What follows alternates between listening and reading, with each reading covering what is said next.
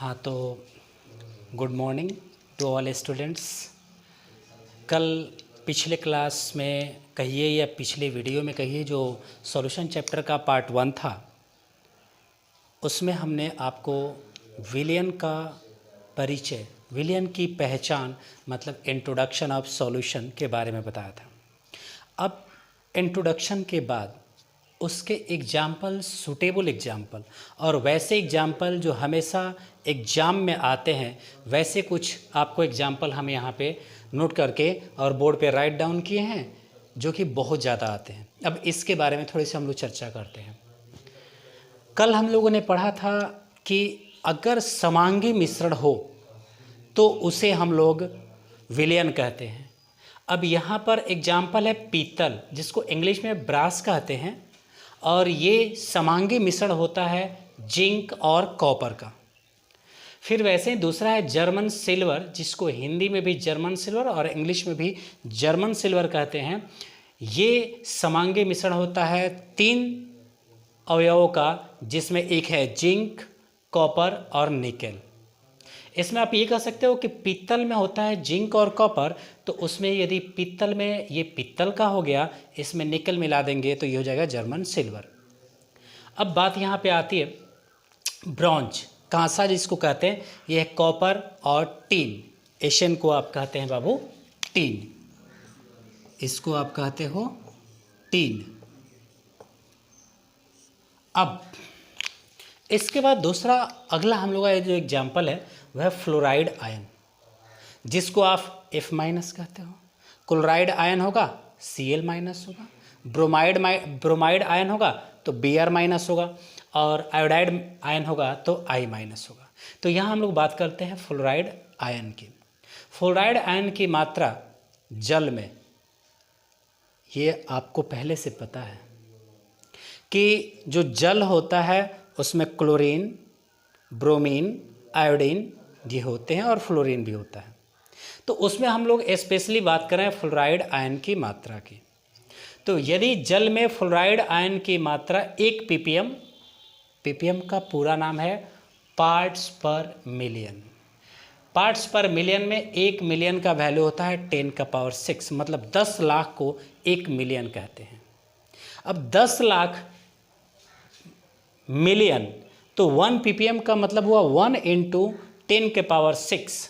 Solution में जब हम लोग देखते हैं तो यहाँ पे पता चलता है कि कितना फ्लोराइड आयन की मात्रा है। तो 1 ppm का मतलब हुआ कि सॉल्यूशन के कणों की संख्या यदि 10⁶ मतलब 1 मिलियन है तो फ्लोराइड आयन उसमें 1 है। तो यदि जल में फ्लोराइड आयन की मात्रा 1 ppm हो तो यह दांतों को गिरने से रोकता है, और यदि जल में फ्लोराइड आयन की मात्रा 1.5 ppm हो तो दांतों में पीलापन होता है। मतलब 1 ppm हो तब तो ठीक है, दांत को गिरने से रोकेगा, और यदि 1.5 ppm हो तो दांत में पीलापन आएगा। लेकिन यदि फ्लोराइड आयन की मात्रा जल में 1.5 ppm से अधिक हो तो जल विषैला हो जाता है, जहरीला हो जाता है, जो पीने के योग्य नहीं होता है। अब अगले एग्जाम्पल की बात करते हैं सोडियम फ्लोराइड। सोडियम फ्लोराइड का उपयोग हम लोग चूहा मारने वाले दवा में करते हैं। जो पाउडर आता है चूहा को मारने के लिए, आपके और हमारे घरों में जो इस्तेमाल किया जाता है, उसमें सोडियम फ्लोराइड होता है। अगली बात हम लोग करते हैं इंट्रावेनस इंजेक्शन। इंजेक्शन कहते हैं जो सुई दिया जाता है, वो मांस में भी दिया जाता है और नसों में भी दिया जाता है।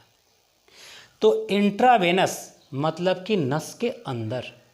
तो इंट्रावेनस इंजेक्शन का मतलब हुआ ऐसा इंजेक्शन जो नस में दिया जाता है।